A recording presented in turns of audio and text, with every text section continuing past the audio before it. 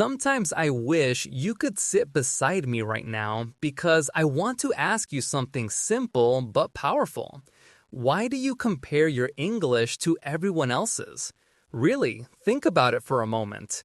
You open a video, you hear someone speak fast, or you see someone your age speak with a perfect accent, and suddenly you think, I'm behind. I'm not good enough. And then you take a deep breath, try to continue, and feel your motivation drop just a little bit more. If that sounds familiar, you're not alone. Before we start, if you enjoy this kind of calm and real talk, don't forget to like and subscribe. And you can download the PDF with vocabulary notes from this episode in the description. Now, let's talk honestly today, because this message is for you. Here is the truth. Comparing yourself will not make your English better. It will only make you feel smaller. And your English journey is not supposed to look like someone else's. You don't live their life. You don't speak in their environment. You don't have their responsibilities, their culture, their time, or their brain. You have yours, and that is enough. I want to share something that I don't talk about often. When I first started learning English, I had one classmate who spoke extremely fast. Every time the teacher asked a question, he answered with long, smooth sentences. I remember sitting next to him and thinking, why can't I speak like that? Why does my brain stop when I try? I went home that day feeling heavy, like I wasn't meant to learn English. A few weeks later, that same classmate told me something that surprised me.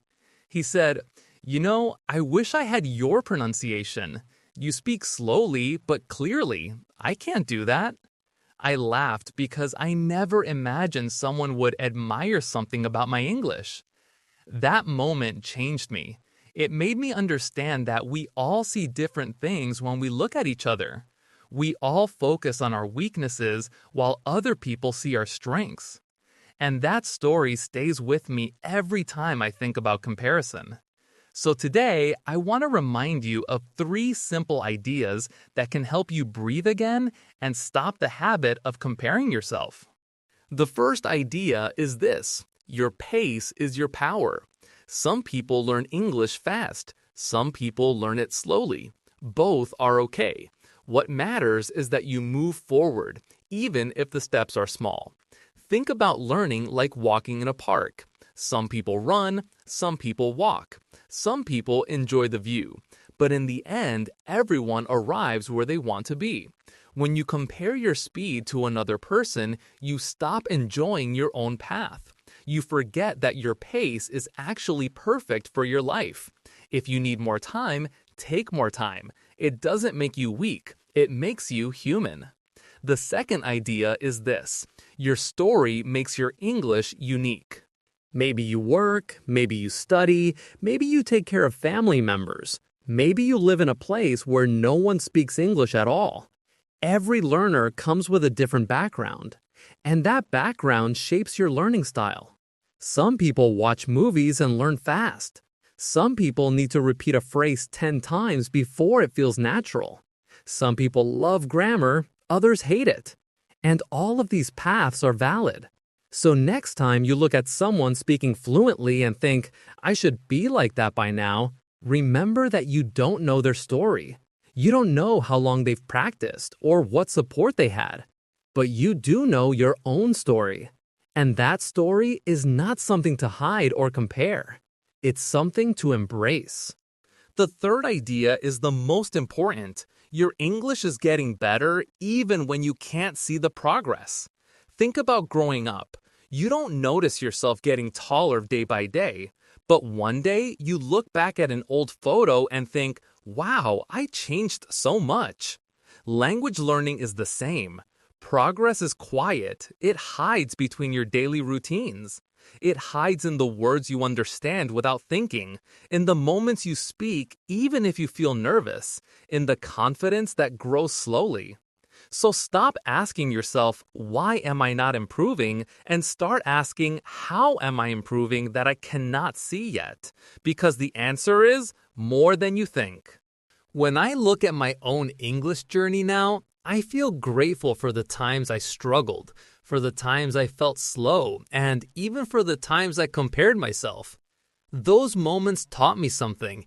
English is not a race. It's a companion. It's a skill that grows with you, not against you. And if I had stopped because I felt slower than others, I would not be speaking to you today. I would not be here sharing this message with you.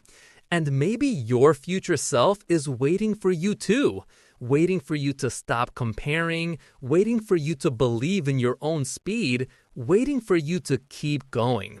So take a breath right now. Really, take one.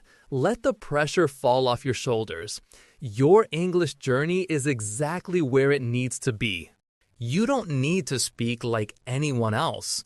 You don't need to learn like anyone else. You only need to be consistent, patient, and kind to yourself.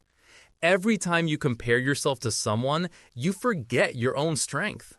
But every time you choose to focus on your growth, even if it's slow, you build something powerful inside you. And if today you feel discouraged or behind or tired of learning, I want you to remember this one line. You are not behind. You are becoming. And becoming takes time. So keep learning at your own pace. Keep practicing in your own way. And keep believing that your English journey is unique, because it is. And that uniqueness is exactly what will make your English special one day.